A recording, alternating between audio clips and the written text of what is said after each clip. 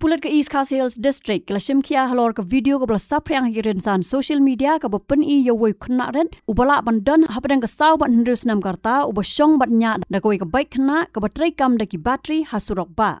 Klam jing artatien ke jing ailat ya kum kini ki kam ke bu ha jingma ya ke jing singa nyu khna bat ke pen khen ru ya ki kendon jong ke section 4 ke Motor Vehicle Act khat khandai spa prapupra la ong ke Kyrwoh na ke office u superintendent of police ke East Coast Hills lingba uba Vivek IPS. Ke Kyrwoh ke ong bagi kena arit ki duna ke jing start halor ki kendon penyat kali bat kimla ban snotho ya ki dak pat kiwe ki jing penbet kendon. Ke jing ret jong ke baik kan penlong ya ki nong Ñiah kali banam yo I bat kala ban poi ke jing syatan ra la ong shu ke Kyrwoh. Ki pulet ki la ai jing mot ya ki pat ba bat ya ki Kmie ki kpa jong ki kena arit bagi tu ki ba Hapoh ke khat pras Snem kim dei ban Ñiah kali la ni arsaka lat loj ha ki Surok pat ba.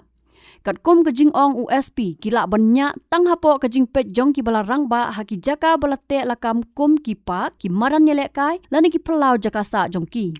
Ki pulet penyat kali jong ke nong ba Shillong STP kin shim kia ya kum kita ki kam bat ki Kmie ki pa kin Ngat ha ke jing penshitam kat kum ke kendon shispa khandai pu khandai e jong ke Motor Vehicle Act bala pen kala house nam arjar khat khandai ringkat ke jing sha set patok ke bala ban penjalan hadu lai Snem bat ringkat ke kuna ke ba ar pusan hajar tingkah.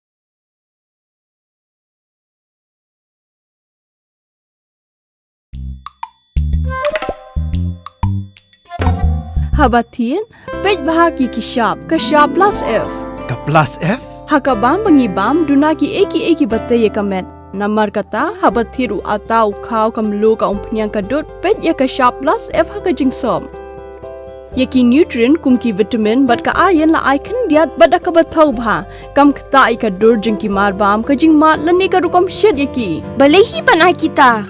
Kadon ka we ka jing mentoy ba kongsan. Ka kot ka kia.